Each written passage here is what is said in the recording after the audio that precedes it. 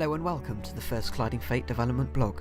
My name is Perelden, or Jed, and I am the founder of Colliding Fate. Today I would like to talk to you about how we came to be, what you can expect from us, and the often asked question as to when we will release. Colliding Fate actually started out as an MMORPG server, but due to the lack of funding, among other things, it started to collapse. But luckily I picked up the core team and we moved on to Colliding Fate.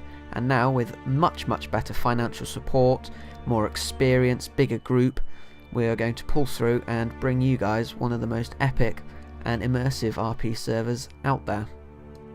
Now, I feel there are 5 things that sums up Colliding Fate, and I know I keep on coming back to these in many different talks and videos, but I really do feel they're very important. First up, we have the map, which is 16,000 blocks by 12,000 blocks, which is absolutely humongous. It takes literally hours to walk from one side of the map to the next, and all of it is custom made. Every single block was placed there for a reason.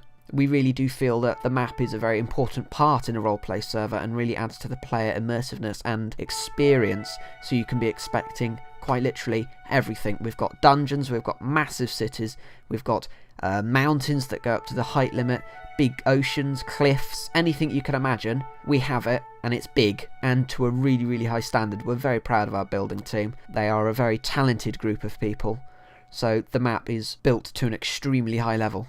Next up, we have the lore, which is another thing I'm very proud of. It's written by a small group of very talented lore writers. It is pages upon pages of extremely immersive stuff. All of it is unique. You won't find any of our work anywhere else. For example, a lot of RP servers will tote off elves, dwarves, humans as their races. They're not really unique. Well, they're not unique at all. We have extremely unique races, Cestelan, Avan-Thar. You won't find any of those names or their histories anywhere else. And the best thing about it is that you, the player, can alter this. You are the people who are making the lore. You're not writing it necessarily, which you can also do, but you're not writing it, you are evolving it yourselves by the actions that you do on the forums and in-game, and this ties straight into the map as well. You can alter it. It is an ever-evolving world that you are living in, and by your actions, stuff is changed. Thirdly, and possibly even more exciting, is our custom plugin suite. This is coded from the ground up by our coders, who are extremely talented, and the very fact that this is custom, that this is ours, means that we can do whatever we want with it. You can be expecting custom items, you can be expecting custom blocks, custom NPCs, new mechanics, everything that is possible to make your roleplay experience more immersive and imaginative and fun and exciting, we will have, which makes this server extremely unique over a lot of others, because a lot of others will be using plugins from spout.org, bucket.org. We won't be using any of those, and we will be making use of the API when it comes out, which will allow us to add these features client side as well, which means you can be actually physically seeing new items and blocks and interacting with new NPCs that look different with custom skins that we want. There is absolutely no limitation to this, and we are going to be pushing the very boundaries of the Minecraft engine. The fourth feature that I'd like to show off is website to server integration. What this means is that you can be on the forums and you can be interacting with the server. You can be talking in the OOC channels via the website. When you're not even logged in, you can be doing this. And this also works when you are in the server and you want to interact with somebody on the forum. For example, you go into a shop in Yyol, but the shopkeeper isn't online.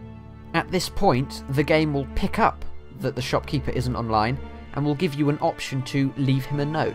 If you do wish to do so, it will take you automatically to the thread that is tied with this shop, and you can then leave a message so that when the shopkeeper comes back online, he can see what you want to buy or sell. Finally, I want to talk to you about us, the development team. We have a different approach to running a server as to how a lot of other groups would make the server. They'd be working hard for a month or two, they'd make the server, and then they'd release it and moderate the forums and website, and that's it. They just leave it. We're not going to do that. After release, you can be expecting expansions. This could mean new plugins, or changing of plugins. This could mean even new continents, new races, new land masses. Now we come on to the hot topic, if you will. How and when are we going to be releasing? We are running quite a complex release system, but we feel that it is all for the best, and it means that when you do finally get to play on the server, there will be a lack of bugs, a distinct lack of bugs. We really do not want to be releasing with loads of bugs and glitches, because it will ruin your experience and your immersiveness. So first of all, we have the development period, which is what we are in right now. This is when only the developers are allowed on the server. Everything is locked down from the public eye, and building goes on, coding goes on, planning goes on. We're all very busy getting it all ready for public attention, you guys essentially. And then after that we will have the alpha period. We can't give an exact date to this because we don't want to feel rushed if we were behind schedule, because that would mean that we will skimp over some stuff, and then your experience and your immersiveness will be lessened. We can say, however, that during the alpha period, the only people that will be allowed on are the developers and the donators at that time. During this time period, the donators will be working very closely with the development team to iron out any of the bumps or glitches or anything like that are there, and they can also help in balancing our systems, because we have many different complicated systems, for example the skill system, that are going to need to be thoroughly player tested to make sure that they are fair and equal to everybody. Once this period is over, the map and all player files will be wiped. It is essentially a fresh start at this time. This is then the beta period. During this period, everybody will be allowed on. There will be numerous stress tests going on. Everybody will be role-playing. I'm sure there'll still be some bugs and glitches, and those will be ironed out as quickly as possible by the development team, who will be working very hard at making sure that your experience is smooth. As soon as all the bugs are done and out, the server will close down for about a week, just to make sure that everything is safe and fine and good and secure, and then we will release properly. This will also involve a map wipe as well, which I'm sure will annoy some people, but it is to make sure that everybody has a very fair start at the beginning of server official. Thank you very much for listening. I hope we have a substantially less amount of questions concerning server release now. Hopefully we will get another development blog out soon about building, quite probably, and we will have Service and Robowski plus more on here, and we can have a good long conversation. So if you have any questions that you'd like to know about building, we will try and put them in the next development blog. If you just reply or comment, that will be awesome. Please like and subscribe if you haven't already. Thank you very much. I'll see you next time.